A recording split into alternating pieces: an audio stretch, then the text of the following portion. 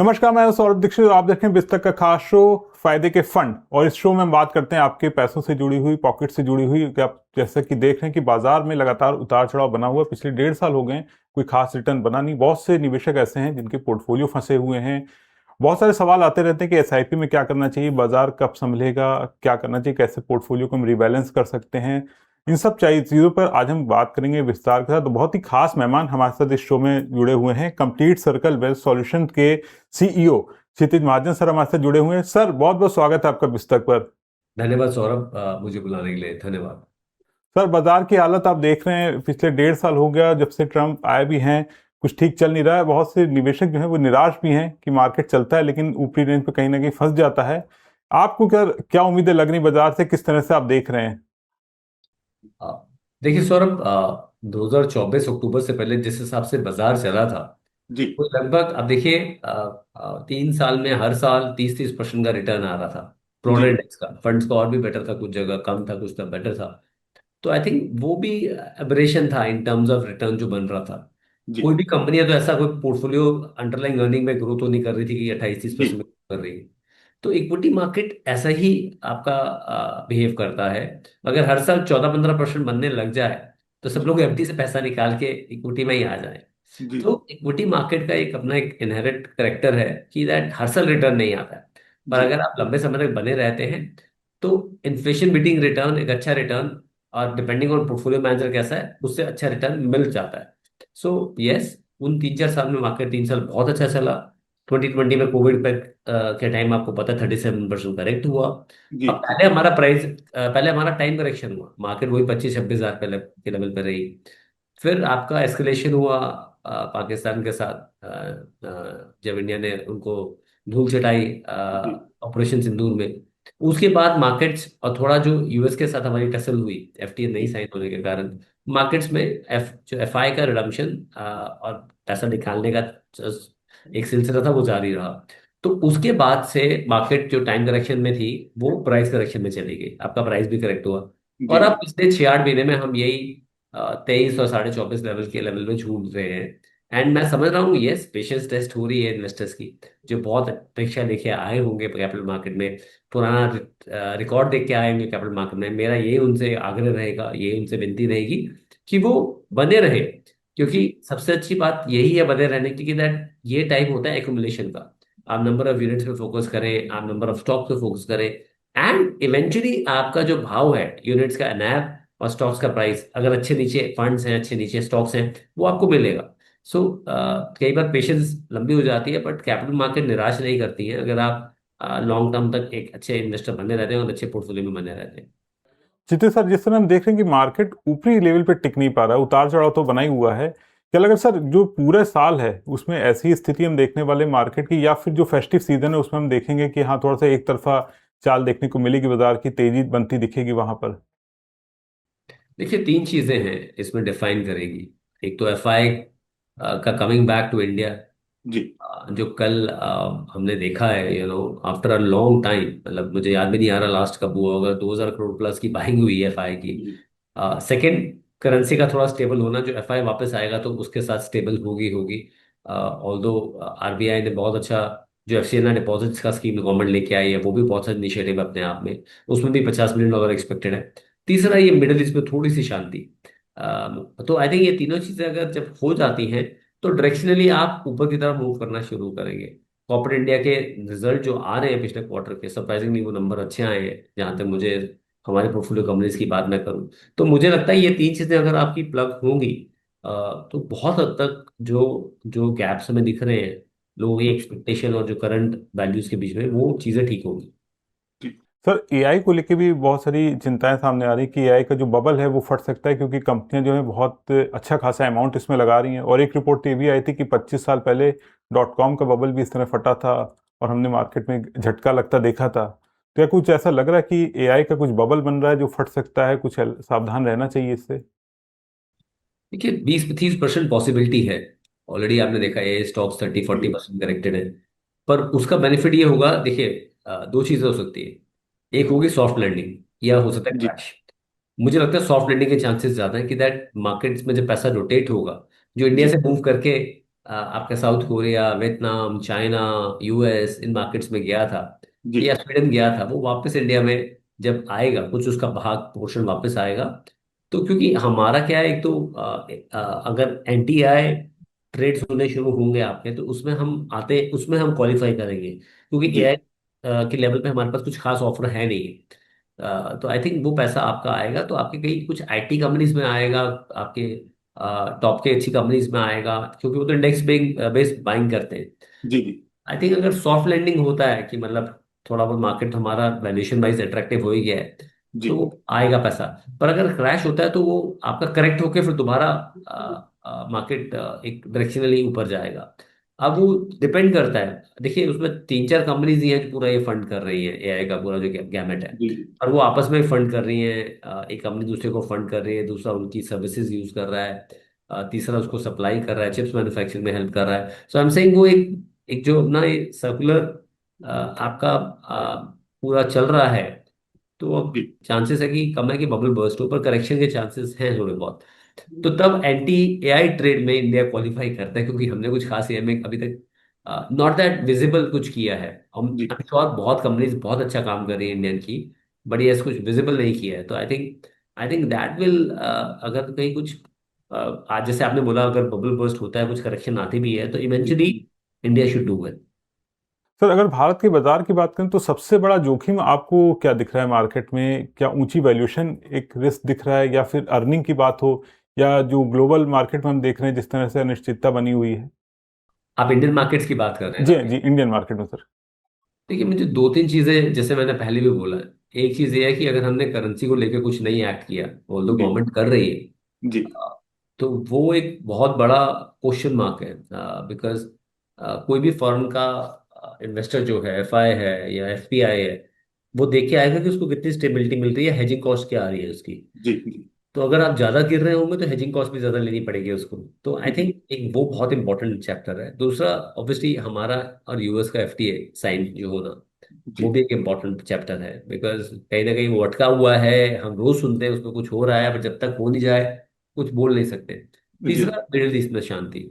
Otherwise domestically earning part पे I am pretty confident. Earning अच्छी रही है कंपनीज की अभी तक, और ऑटो के नंबर्स भी बहुत अच्छा आ रहे हैं, जो अपने आप में डायरेक्शनली एक बहुत अच्छा मैसेज है। अगर आप मेरे से पूछते हैं तो आज जी महिंद्रा मित्रा देखिए, बाकी सो मैं जो भी नाम लिए आपको एज ए लर्निंग नाम दिए कोई, और ये मेरे पोर्टफोलियो के स्टॉक्स हैं, जी कोई रिकमेंडेशन नहीं यहाँ पे। आई एम सेइंग ऑटो के नंबर्स अच्छे हैं एज ए सेक्टर, जी which is very positive sign. आपके फार्मा के नंबर अच्छे हैं, आपके मैन्युफैक्चरिंग के नंबर अच्छे हैं। बाय द वे आपके जो डिफेंस के नंबर तो खैर अच्छे हैं ही है। बाय द वे आपके जो आईटी के नंबर उतने बुरे नहीं है जितने की हम सोच रहे थे। तो I think overall earning part पे आई एम प्रीटी कॉन्फिडेंट की चीजें ठीक हैं। ये दो तीन चीजें अगर प्लग हो जाती हैं, which is more to do with हमारी करेंसी, जी stability in middle east and FTA sign with US, I think then then we should be in right place. And at the same time अगर anti AI trade में जी। लोग आना शुरू करते हैं, तो इंडिया उसका बहुत बड़ा बेनिफिशियरी होगा। चित्त सर, जब पिछली बार आपके साथ एक इंटरव्यू किया था तो बहुत सारे व्यूअर्स से पूछ रहे थे कि जो पूछेगा कि अगले अगर 12 महीनों में आपको अगर कोई 3 सेक्टर सेलेक्ट करने हो तो आप कौन से सेक्टर पे सबसे ज्यादा भरोसा करेंगे? एक तो मैन्युफैक्चरिंग फॉर श्योर। देखिए, मैन्युफैक्चरिंग इंडिया का कोई 16% कॉन्ट्रीब्यूट कर रहा है जीडीपी का, इवेंचुअली ये आपका 24-25% हो जाएगा अगले 6-7 साल में। और मैन्युफैक्चरिंग को आप डिवाइड कर सकते हो, ऑटो में, जी इलेक्ट्रॉनिक्स में और डिफेंस में एंड फार्मा में, ये चार पार्ट में कर सकते हो। तो जी manufacturing as a theme, and इनके नीचे चार ही sectors should and will do very well, I think. ये तो आपको डिस्काउंट करना ही नहीं है, इसको तो आपको रखना ही है। तो जी चार एक ही सेक्टर्स है जो हो जाते हैं। दूसरा, आपका इकोसिस्टम ऑफ डेटा सेंटर, वो एक बहुत इंपॉर्टेंट सेक्टर है। कौन केबल्स दे रहा है वहाँ पे, कौन आपका ट्रांसफॉर्मर्स दे रहा है, कौन चिप मैन्युफैक्चर कर रहा है, कौन कूलेंट दे रहा है, कौन बैटरीज दे रहा है, जी कौन वो बना रहा है, ईपीसी कंपनीज कौन सी। तो आई थिंक हॉर्स कौन दे रहा है आपका, टेम्परेचर कंट्रोल कौन कर रहा है, एयर कंडीशनिंग किसके साथ हो रही है, जी एवरीथिंग विल गो। तो आई थिंक वो एक अपने में बड़ा थीम है जो इंडिया में इवॉल्व होकर आएगा, बिकॉज टैक्स बेनिफिट्स भी हैं उसमें। और ऑब्वियसली तीसरा, जो हमारा जो एक कोर फोकस हमेशा रहता है, वो जी फाइनेंशियलाइजेशन ऑफ सेविंग्स। आज देखिए 60 to 63 करोड़ आपके पैन कार्ड लिंक टू आधार है, 6 करोड़ के आसपास आपके यूनिक म्यूचुअल फंड यूजर जी। हैं, यूनिक डीमैट यूजर कोई 16 करोड़ के आसपास हैं। तो ये जो स्टेपअप होगा ना आपका, more and more people will come to organize investing, ये बढ़ता जाएगा। और इसमें कौन सी ब्रोकिंग कंपनी अच्छी है, कौन सी आपकी एएमसी कंपनी अच्छी है, कौन सा डिपॉजिटरी अच्छा है, कौन सा बैंक अच्छा है, कौन सा एनबीएफसी एचएफसी अच्छा है, आप जो भी थीम प्ले करें ना उसको फिर प्रॉपर फुल प्ले कर रहे हैं, उस थीम को अच्छे से प्ले कर रहे हैं। आई थिंक ये 3 थीम्स हैं, जी। मुझे लगता है should and will do very well. तो अगर बैंकिंग सेक्टर की बात करें तो इस वक्त पीएसयू बैंक ज़्यादा अट्रैक्टिव लग रहे हैं आपको या प्राइवेट बैंक? आप किस पे ज़्यादा भरोसा करेंगे? मुझे मुझे लगता है mid size private banks are better play. Having said that, जब एफआईज वापस आएंगे, जब वो इंडेक्स बाइंग करेंगे, तो उसमें लार्ज प्राइवेट बैंक्स को बहुत बेनिफिट मिलेगा। But still I feel long term investing में मिड साइज प्राइवेट बैंक आपका बेटर प्लेयर रहेंगे, और उसको कॉम्प्लीमेंट कर सकते हो। एक जैसे अगर दो आप प्राइवेट बैंक्स ले रहे हो, तो एक आप मिड साइज पीएसयू बैंक भी ले सकते हैं। तो अगर भारत में बात करें, अगर 12 महीनों में, अगले 12 महीनों में ब्याज दरें घटती हैं तो इसका फायदा, सबसे ज्यादा फायदा किन सेक्टरों को मिल सकता है? देखिए, फर्स्ट मैन्युफैक्चरिंग को मिलेगा, जी। दूसरा आपका बैंकिंग को मिलेगा, तीसरा आपका ऑटो और रियल एस्टेट को मिलेगा। ये बिकॉज बैंकिंग में आपका जैसे ब्याज दरें कम होंगी आपकी, अभी इवेंचुअली बैंकिंग में बेनिफिट थोड़ा लेट मिलता है, बिकॉज इनिशियली ब्याज दरें कम होती है, बट डिपॉजिट रेट कम नहीं होते हैं, बट इवेंचुअली बेनिफिट मिलता है। जी। क्योंकि उनकी अपनी प्रॉप बुक होती है जिसमें गवर्नमेंट बॉन्ड्स होते हैं, उसका मार्क टू मार्केट गेन होता है। इवेंचुअली आपके लोन लोन डिसबर्समेंट बढ़ते हैं, तो आपकी लेंडिंग बुक बढ़ती है, तो वो बेनिफिट आपको मिलता है। और जैसी ब्याज दर कम होती है, ज़्यादा लोग गाड़ियाँ अपग्रेड करते हैं, जो बाइक से गाड़ी में जाते हैं, बेटर लिविंग देखते हैं, तो घर लेते हैं। तो जी। रियल एस्टेट आपको बहुत बेनिफिट देता है, ऑटो आपको बहुत बेनिफिट मिलता है। इंडस्ट्रीज को बोरिंग करने के लिए जो पैसा है आपका, वो कम रेट पे लेना पड़ता है जब ब्याज जी। दरें आपकी कम होती है। हम ऑलरेडी बहुत नीचे हैं, 5.25 जी। पे। मुझे लगता नहीं कि इससे फर्दर आरबीआई के पास विंडो है कि वो काटेगी। इनफैक्ट बिकॉज हो सकता है अगर ये चीज़ जल्दी सेटल नहीं हुई मिडिल ईस्ट की, जी।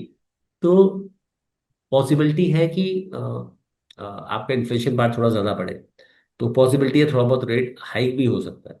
सो जी। आई एम, मतलब ये सारी चीज़ें हमें आंक लेनी चाहिए जब भी हम कोई एक्शन ले रहे हैं। तो आई हैव माई डाउट्स कि फर्दर रेट कट होंगे, but yes I will be happy अगर रेट इंक्रीज नहीं है। सर अब जो ज़्यादा, क्योंकि आधा साल तो निकल ही गया 2026 में, आपको अब इससे बाकी महीने जो बचे हैं उसमें कैसी उम्मीद है मार्केट से? क्या कुछ लग रहा है मिडिल ईस्ट में जो तनाव है उसमें कुछ शांति होगी, और जो भारत की ट्रेड डील अटकी हुई है, क्या उस पर कुछ बात बनती दिखेगी हमको? देखिए, मिडिल ईस्ट में मुझे लगता है भी टाइम लगेगा, बिकॉज नेगोशिएशन बहुत डिफरेंट लेवल की है वहाँ पे। अब वो गलत एक पंगा हो गया है। ये मेरा मानना है कि टाइम लग सकता है। ट्रेड डील कैन हैपन सून, मुझे जी। उसमें बहुत पॉजिटिव हूँ मैं। पर मिडिल ईस्ट में क्या होगा ना, जैसे आपका यूक्रेन रशिया चल रहा है, वो चल ही रहा है 4.5 साल हो गए। सब पूरी दुनिया ने उसे डिस्काउंट कर दिया है, कैपिटल मार्केट सब मूविंग है। अब मिडिल ईस्ट में क्या होगा, 5-6 महीने में अगर ऐसा चलता ही रहा, तो वो मार्केट्स पे मूव कर देती है। वो कहते हैं यार ये अपना लड़ते रहेंगे, जी। उसको ऑलरेडी डिस्काउंट करके प्राइस में आगे गाड़ी बढ़ती है। तो आई थिंक वो पॉसिबिलिटी है। जितने सर जो निवेशक हैं, उनकी सबसे बड़ी दिक्कत वही है कि पोर्टफोलियो काफ़ी डाउन है और रिटर्न क्योंकि बन नहीं रहा, जिस तरह से मार्केट में हम उतार चढ़ाव देख रहे हैं। आपकी क्या सलाह रहेगी, क्या करना चाहिए? मेरे हिसाब से सबसे अच्छा है तो कि आप बने रहे। आप आप इस समय एज ए इन्वेस्टर जो हैं, मैं समझ रहा हूँ 2 साल में आपका रिटर्न नहीं बना होगा, पर अगर आप फंड्स को देखते हो तो स्टिल कई फंड्स ने आपका आपका डिपॉजिट बीटिंग रिटर्न दिए। और जी। डिपॉजिट्स आपके फुल टैक्स पे होते हैं, जो भी आपका टैक्स स्लैब होता है। फंड में तो आपका 12.5% का टैक्स है जब भी आप इक्विटी म्यूचुअल फंड में जब भी आप निकालते हैं।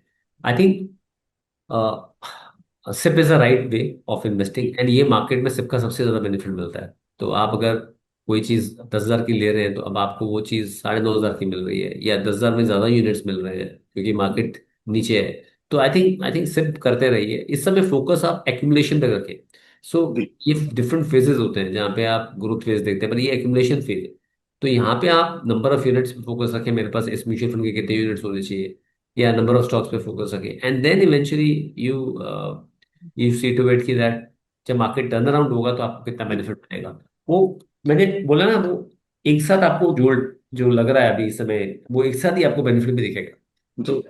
तो अगर अंडरलाइन आपके पास मान लीजिए एक्स कंपनी के शेयर्स हैं, उसकी वैल्यू 20% गिरी हुई है, 10% गिरी हुई है, नंबर ऑफ शेयर तो 100 ही है ना, मान लीजिए जी आपके पास जी 100 शेयर्स हैं, तो वो कंपनी अच्छा कर रही है, उसकी अर्निंग आ रही है, उसका प्रॉफिट आ रहा है, पर बिकॉज मार्केट सेंटीमेंट नहीं है, वो लार्ज कैप कंपनी है इसलिए वो गिरा हुआ है, बिकॉज एफआई सेलिंग आ रही है जो लार्ज कैप ओरिएंटेड आ रही है। तो I think just hold and wait and watch and my my sense, I think अगले 5-6 महीने में काफी चीजें बदली दिखेंगी आप। जी सर, मैंने बहुत सारे सवालों पर आपसे बात की है, जो व्यूअर्स पूछते हैं वो भी हमने सवाल लिए। कुछ ऐसा है, कोई सवाल जो मिस हो गया और आपको लग रहा है उस पर बारे में बात होनी चाहिए थी?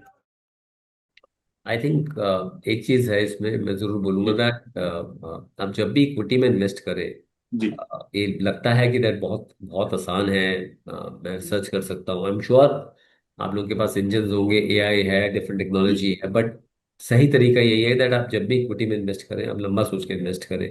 और ये इतना आसान है नहीं है, मैं आपको भी ये बताऊंगा जरूर दैट, जी बिकॉज आपको लेवल 2 लेवल 3 जाना पड़ता है, खुद करना ही चाहते हैं तो मैनेजमेंट कॉल सुने, अर्निंग नंबर सुने, जी पोर्टफोलियोज देखें, बैलेंस शीट के अंदर उनके जो एनेक्शर्स हैं वहां पे डीप डाइव करें कि क्या फर्दर इंफॉर्मेशन है। जब तक वो नहीं करेंगे ना तब तक आपको एग्जैक्टली पता नहीं चल पाएगा। न्यूज़ बेस कर सकते हैं, और जी इक्विटी में जब भी आ रहे हैं ना तो आप कंपाउंडिंग के हिसाब से आए, आप ये 4-5 साल का व्यू लेके मत आए, आपको जी ज्यादा मजा नहीं आएगा। हो सकता है 5 में डबल मिल गया, 100 का 200 मिल गया, पर 10 साल में वही 100 का अगर 15% में ग्रो करे तो 400 भी मिल सकता है।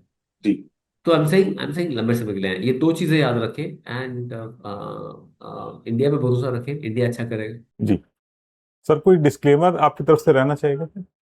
या अगर मैंने कोई भी स्टॉक के नेम लिए, फर्स्ट ऑफ जी ऑल मेरे पोर्टफोलियो स्टॉक होंगे अगर एग्जांपल दिए, और कोई रिकमेंडेशन नहीं है यहाँ पे। जी आई नॉर्मली ट्राई कि मैं कोई नाम नहीं दूं, पर अगर कोई नाम ले लिया है तो जी प्लीज उस आपको कुछ कर लेना है तो अपना डिटेल कीजिए, हमारी तरफ से कोई रिकमेंडेशन नहीं है यहाँ पे स्टॉक्स को लेके। थैंक यू सर, आपने इतनी इंपॉर्टेंट बातें बताई और विस्तक को अपना समय दिया। और व्यूअर से भी मैं रिक्वेस्ट करूंगा कि क्षितिज सर के साथ आपको हमारी बातचीत कैसी लगी। अगर आपको कोई सवाल हो क्षितिज सर से तो कमेंट बॉक्स में लिखिएगा, हम नेक्स्ट टाइम फिर से जब क्षितिज सर से कनेक्ट करेंगे तो आपका सवाल भी जरूर लेंगे, आपके नाम के साथ सवाल लेंगे। सर बहुत बहुत शुक्रिया विस्तक को अपना समय देने के लिए। Thank you sir, thank you. Thank you.